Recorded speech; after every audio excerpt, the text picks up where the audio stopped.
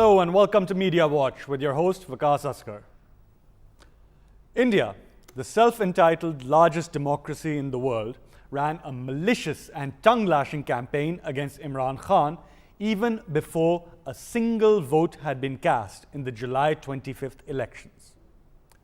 Imran was slammed for slights both real and imagined, and some of those went into the realm of the outlandish. Ironically, India is run by Narendra Modi, the butcher of Gujarat, whereas Imran Khan, on the other hand, has no criminal record and is an Oxford graduate.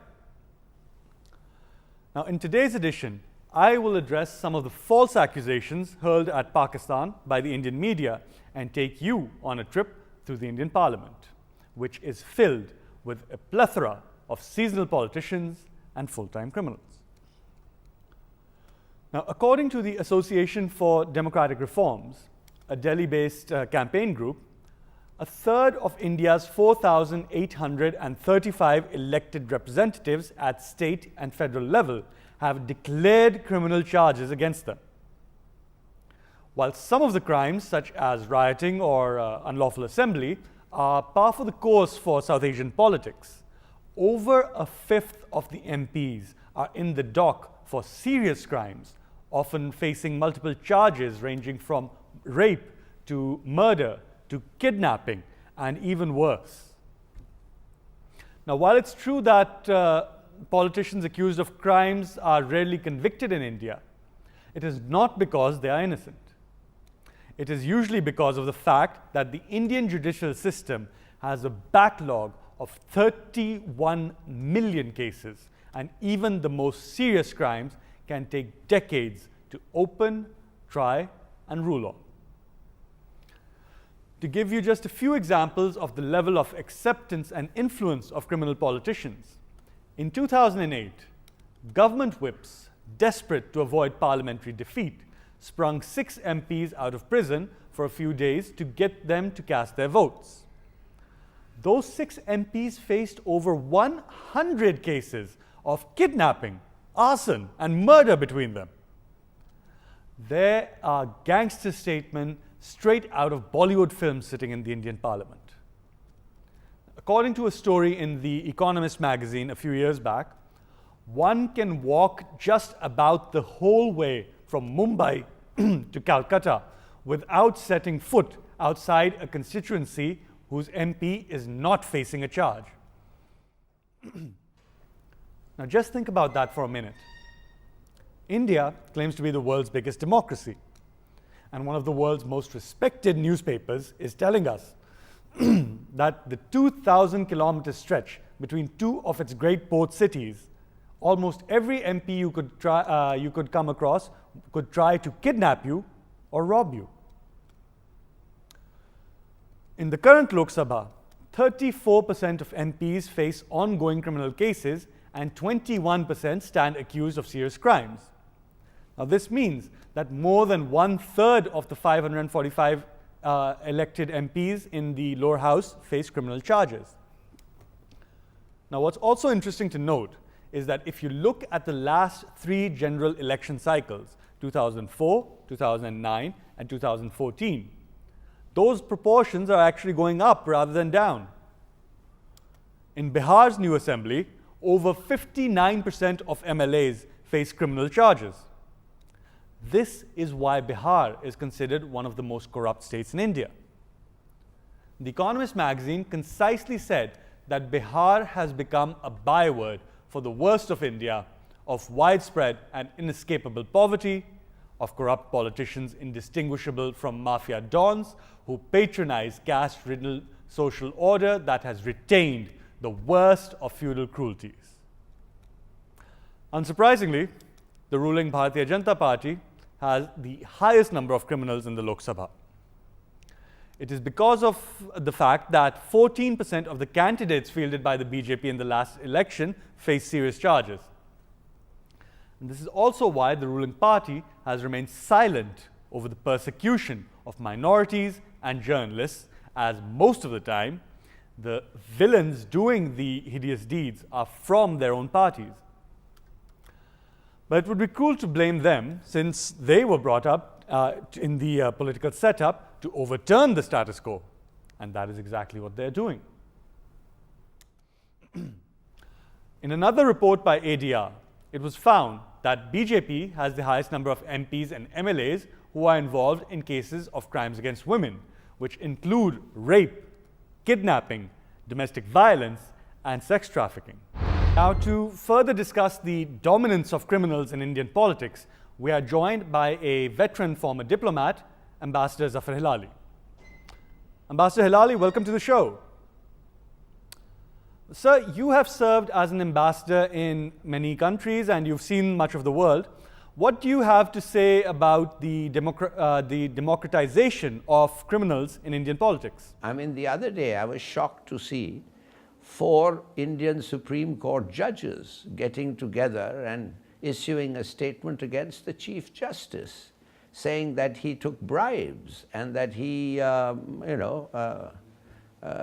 did everything which was wrong. Imagine Supreme Court judges against the Chief Justice. I was shocked. And then, of course, there are other statistics which I'm sure you're familiar with, which perhaps you have already told your viewer, about the fact that the BJP is the party with the greatest number of criminals in India. And, and Modi, I mean, what do you think of Modi? Modi is a murderer. In fact, he was put on the terror list of the United States, and they only took him off because he started buying Indian arms. The point is that we've known about the Indians, their propensities for crime. Why did you think we became India and Pakistan? If it was possible to live together with these Muslim haters, Muslim phobes, I mean, it wasn't. It was very clear it wasn't. It was like Hitler trying to get on with the Jews. So I'm afraid that I'm not at all surprised that Modi, basically a former terrorist and a murderer, 2,000 Muslims were killed under his watch. I'm not surprised at all of what's happening in India and the criminal statistics that show so many Indian politicians, 4,000 odd Indian politicians, out of which 2,000 are corrupt, have criminal charges against them. And the BJP politicians have more charges of rape and anti-Muslim action than anybody else. So what is there to say, really? Thousands of representatives in the Indian government have been facing criminal charges, and why do political parties provide tickets to such criminals? Why is India's political system so broken and tainted? I have no idea, but I believe 12 chief ministers are criminals, and one of them, or half a dozen of them, have murder charges against them. I really don't know. It must be a genetic trait among Indians that they kind of respect criminals and they like them to lead them. I don't know. I have no explanation except that they seem to be congenitally oriented towards electing criminals. Now, as you mentioned earlier, the ruling party, the BJP, has the highest number of criminal elements in the Lok Sabha. Now, given that the villains themselves run the country, why would they want to take action against criminals? I don't know. I don't think they are acting. And I think it must be very stupid Indians who think that these people, who are in fact the epitome of all that is wrong in Indian society, all that, the discrimination, the difference in castes. I mean, the BJP, after all, can lay claim to killing somebody who most of India at that time regarded, and many people still regard, as a saint, Mahatma Gandhi. They killed him only because he wanted to be fair with the Muslims when it came to the division of assets. Okay, now as a follow-up, in Pakistan, prime ministers are ousted if they don't comply with the rules, and we have seen that happen recently. What about the judicial system in India? I think that we have always, we should really praise ourselves. I mean, it's sad that so many of our own politicians turned out to be crooks and are crooks. But the fact is, we get after them, and when we catch them, we punish them. Yes, it's sometimes done a bit too late, but nevertheless, better late than never. There, nobody catches them. Listen, I tell you, it has now become, the Chief Minister of Indian Bengal, Mamta, whatever her name is, she has turned around and said that the BJP regards clearing the head of the BJP of murder as a nationalist, as a patriotic duty. Can you imagine? You murder and you're cleared, and people say that was the patriotic duty of the court or the people involved, that he should be cleared. Can you imagine? Okay, recent reports suggest that the inclusion of criminals in political parties is increasing since 2004. How troubling can it be for Indian domestic politics and for Indian citizens? Well, I mean, obviously, no society can prosper with criminals heading it, or criminals in every sphere of government and society. So obviously, it's not going to be something that they can live with for very long without suffering major setbacks. I don't know when they will get round to stop electing people like this. Perhaps it's in the very ethos of the Indian character, the Indian psyche. You know, my parents came from India. My father was in South India, and he was an ICS officer. We had a lot of houses and property there. And I asked him, why did you leave? Because we had a lot of houses there, and we came here, we were just given one small house. And he turned around and he said, as you grow older, you will learn. And he said, by the time you're half my age, you won't ask that question anymore. And you know, he was spot on. Now, another follow-up. With criminals sitting in the Indian Parliament, what threat does this pose to us in Pakistan? And also, do we have any chance of negotiating or starting a peace process given the composition of their parliament? I don't think it's possible for Pakistan and India to live on anything but confrontation. As long as Modi is there, 1 in 7 Indians are Muslims. And believe me, what's happening to them and what's happening to the Muslims of Kashmir, it's so abominable, it's so shameful. It's so shameful that the West, which champions itself as the harbinger of human rights, has done absolutely nothing. I don't think till Modi is there can be any peace. We shouldn't be lulled into thinking that there can be a genuine peace between India and Pakistan. Democracy is how India likes to brand itself. And on the face of it, it might be. But what happens when the so-called torchbearers of democracy are themselves committing heinous crimes? Yeah, well, I mean, there you are. I mean, look at the hypocrisy. Who believes this? Who can swallow it? I mean, you devise pellets which you fire in the faces of people demonstrating, exercises their democratic right, to blind them. Can you imagine? I mean, when you had chemical bombs being used in Syria, 60 missiles were fired against on Syria by the Americans and the Israelis. Here people are being blinded by the dozens, murdered, killed.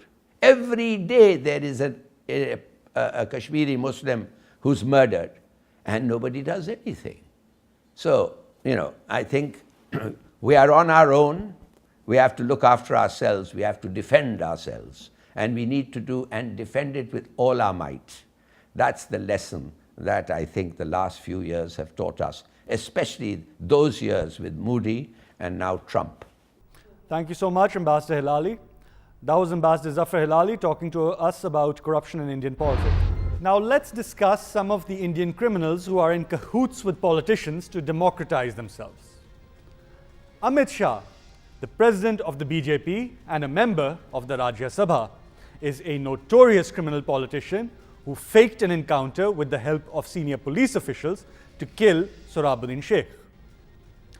In 2012, the Supreme Court of India ordered an investigation into as many as 22 alleged extrajudicial killings in Gujarat between 2003 and 2006. Among them was the Sohrabuddin Sheikh fake encounter case, which in 2010 led to the resignation and arrest of Amit Shah.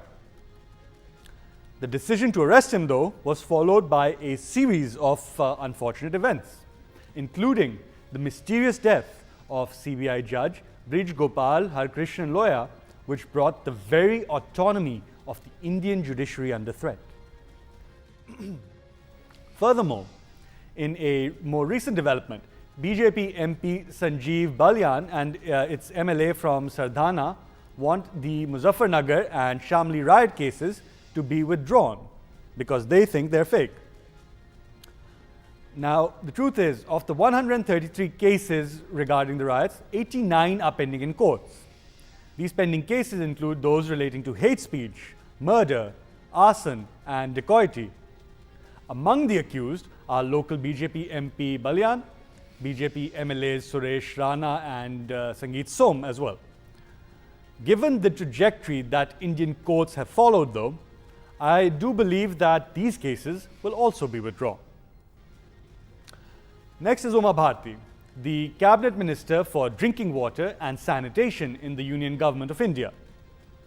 She is a staunch supporter of the Ram Janam Bhoomi movement and was a prominent face and name during the riots that resulted in the demolition of Babri Masjid. Now, even though the special CBI judge S.K. Yadav had stated that there was sufficient evidence on record to frame charges, the BJP leader was granted bail. Even now, though, she faces a criminal conspiracy case in this regard. Next up is Maya Surendra Kumar Kodnani, the former Minister of State for Women and Child Development in the government of Gujarat. She was elected to represent the constituency of Naroda as a candidate for the Bharatiya Janata Party. Now, in 2012, Kodnani was sentenced to 28 years imprisonment for her participation in the Naroda Patia massacre during 2002's Gujarat riots, but was acquitted in 2018 by the Gujarat High Court, despite 11 witnesses who saw her instigate the mob and urge them to kill Muslims. Kodnani was one of the most high-profile individuals to be convicted in the case, as well as being the only woman among the accused. By the way, she's a medical doctor, someone who supposedly took an oath to save lives. Next up, Shibu Soren, an Indian politician who twice served as Chief Minister of Jharkhand from 2008 to 2009, and then again from 2009 to 2010. Soren was the first serving union minister to be convicted for murder. He allegedly did so to cover up a case of corruption and sodomy. Next, we have Shekhar Tiwari, an Indian politician from the Bahujan Samaj Party. He is currently serving life in prison for murder. He was elected as chairman of the Dibyapur Municipal Panchayat in Oria district of Uttar Pradesh in 1997. He was later elected to the UP Vidhan Sabha as a BSP candidate in May 2007. By the way, soon afterwards, his wife Vibhya was elected as chairperson of the Dibyapur Panchayat. And by the way, Tiwari was being investigated in 14 cases related to government contracts and extortion when he was elected an MLA. Immediately after, though, 10 of these cases ended up being closed for want of evidence. Now, to me, that is suspicious timing. Wouldn't you agree? Next, we come to Anand Sen Yadav, who is an Indian politician from the Bahujan Samaj Party, who was convicted on charges of kidnapping and murder in 2011. Yadav first won the 2002 elections from Milkapur with the Samajwadi Party. He was indicted in more than 10 criminal cases, including those for murder, assault, and extortion. Yet, he fought the Uttar Pradesh State Assembly elections in 2007 from jail. And he actually won and was appointed Minister of State for Food Processing. Now, does kidnapping and disappearing a young Dalit woman qualify this man for the job? Now, he was in jail during his swearing-in ceremony, and a court actually refused to let him leave since he was there on a serious charge.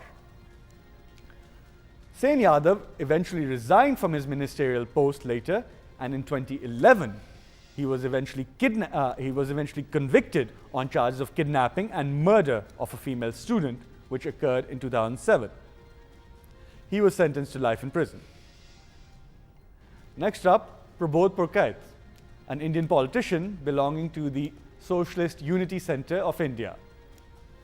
He represented the Kultali constituency in the West Bengal Legislative Assembly for more than 30 years. In 1996, a court case was opened against him and other SUCI cadre for the killings of 2 Indian National Congress supporters during a clash in 1985. Now, on the 12th of November 1997, the Alipur Sessions Court, which held the trial, convicted 6 persons, but it also acquitted 32, including Purkait. But subsequently, an appeal was filed by the state government in the High Court, and in 2005, Purkait and 6 others were given life sentences for murder. Next we come to Manoj Pradhan, an Indian politician from the BJP, who was convicted of murder in January 2010. He was elected from the Udayagiri Assembly constituency from the state of Orissa. He has been convicted in 2 cases of murder during the Kandhamal riots of 2008, in which 38 people were killed and more than 25,000 Christians were displaced. Now we come to Pramod Muthalik, the founder and chief of the Rashtriya Hindu Sena. He has at least 48 cases filed against him, but he has never been arrested. In fact, just a few months back, despite the entire incident being caught on camera, he was acquitted in a pub attack case where his RHS men began assaulting women at a pub in the city of Mangaluru. His other right-wing Hindu group, Sri Rama Sena, is also accused of spreading hate speech against religious minorities. In the past, it has warned that it would cut off the tongues of those writers who insult Hindu gods. He and his group are so far right that the Bajrang Dal kicked him out. And for those who do not know, the US refers to Bajrang Dal as a militant organization, and Congress leaders have branded its actions as being terrorism. But this group is also out of the reach of the Indian government, and its leaders regularly contest in the elections. Now, to further discuss the implications of the dominance of criminals in Indian politics, we are joined by retired Air Marshal Shahid Lateef. Air Marshal Shahid Lateef, welcome to Media Watch. Thank you. Now, my first question. Sir, you keep a close eye on world affairs. What do you have to say about the democratization of criminals in Indian politics? Well, first of all, I think we must start with the Prime Minister of India, who himself is part of a terrorist organization, and he still remains an active part of that. And he has risen to the level of the Prime Minister of that country. And therefore, following his example, there are so many that indulge in terrorism, and in the country, they are on the loose. There is no check on such people, and we have seen the activities of such people on the rise over a period of time. India has become much more hostile, much more violent, and the way they are treating other parts of the society, that's quite clear in front of us, particularly people that are outnumbered in India. So I think because of the top slot being occupied by a person who has a terrorist background, the terrorists in their politics and in general in India are having a free time and there is no check on the extremist activities, and therefore they're at will to pester others, to tease others, and that is, I think, the overall culture in India today.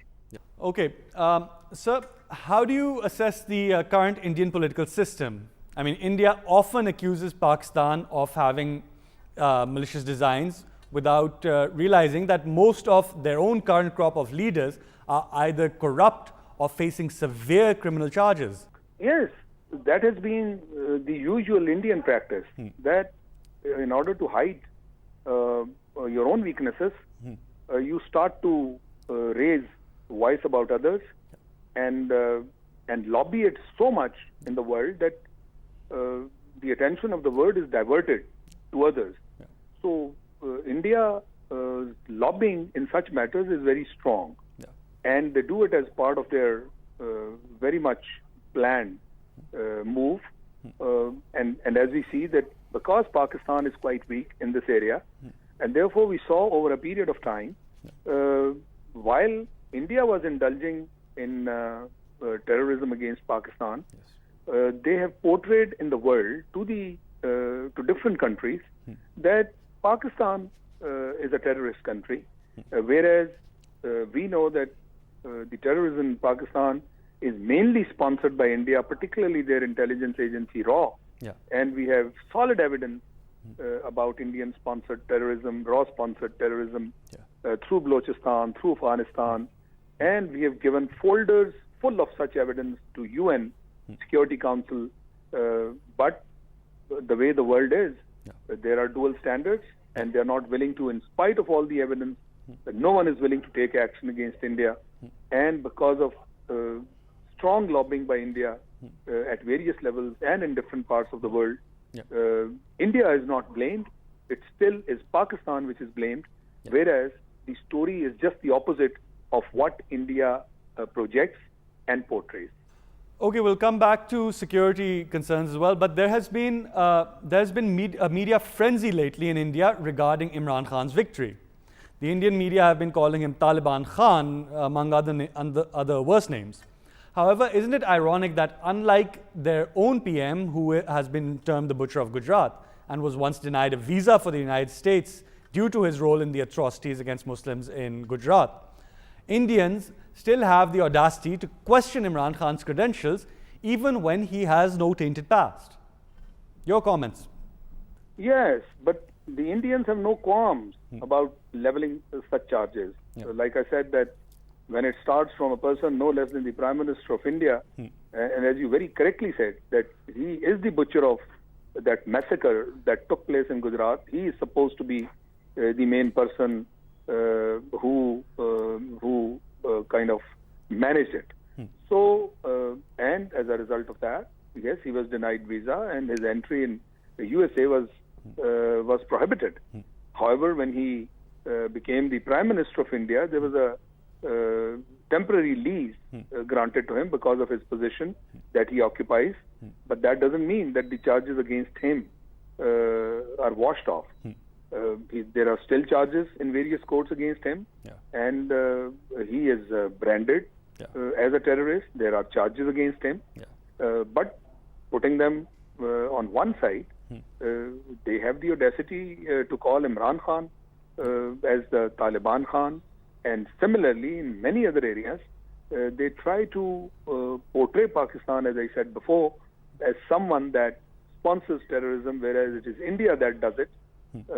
So I think it is something for which Pakistan is also to be blamed, because we really lack very severely in lobbying against India. This is a legitimate case that Pakistan has to lobby about. And while there are so many embassies in Pakistan, while our diplomatic staff is deployed world over, through both of these channels, we could have done this work, and over a period of time, we should have done it effectively. It is because we haven't done it, so therefore, in the eyes of the world, Pakistan is now seen as a terrorist state rather than India.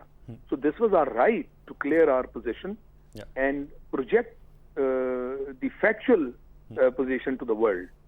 Well, India often blames Pakistan for the trouble in Kashmir, but it has outright rejected the UN report which exposes its own heinous crimes in Kashmir. Tell me, with the kind of leadership India currently has in place in its parliament, do they even have a moral right to object when the international observers and media go against their claims? No, there is no justification at all, and that too on a subject like Kashmir. This is outright intransigence by India that we see, and something which is against the norms. Those are practiced in the Committee of Nations in the world. Yeah. We know that there is a proper resolution by an agency no less than UNO on India. Yeah. And all Pakistan has been asking is that it must be implemented. Neither the world body, the world powers who are responsible to get such resolutions implemented have paid any heed to this, nor has India ever accepted it. And they have the audacity once again to defy a resolution by UNO, and on top of that they commit atrocities. Yeah. And the bloodshed that has been going on in Kashmir for so long, and lately it has picked up, and it has virtually crossed all limits of the past, and yet the world seems to be a silent spectator rather than take action against India, rather than blame India for it, rather than make an effort to get the resolution implemented of the right of self-determination by Kashmiris. It is just looking the other way, and this is the kind of attitude that world displays. Like I said, there are dual standards there. There is one standard for the Israelis, and there is another standard for the Kashmiris. All right. And with almost 1/3 of the Indian Parliament filled with those facing criminal charges and others with extreme Hindutva ideology, is India losing its secular and democratic fabric that it claims to be based on? I think world over now, India is not the secular state that it used to claim. With their track record, at least over the last few years, that is Mr. Modi's tenure, I think their whole stature of secularism stands exposed to the whole world. The way they have treated, like I said, the minorities particularly, look at the way they have treated Sikhs, look at the way they treat Muslims, look at the way they even treat Christians, look at the way they treat any non-Hindus. And like you said, Mr. Modi has said it time and again, that India is only for Hindus, and they have preached very strongly the concept of Hindutva, that is Hinduism. Yeah. So I think their bogey of secularism stands badly exposed. Thank you so much for joining us, Air Marshal Shahid Lateef. Thank you. Now, just to take a step back again, Prime Minister Narendra Modi came into power with a pledge to clean up the system, for example, by scrapping large denomination banknotes, which he claimed were contributing to corruption. Oddly enough, he had absolutely no problem with large denomination criminals, as he appointed 13 alleged lawbreakers in his first cabinet, including eight who faced serious criminal charges.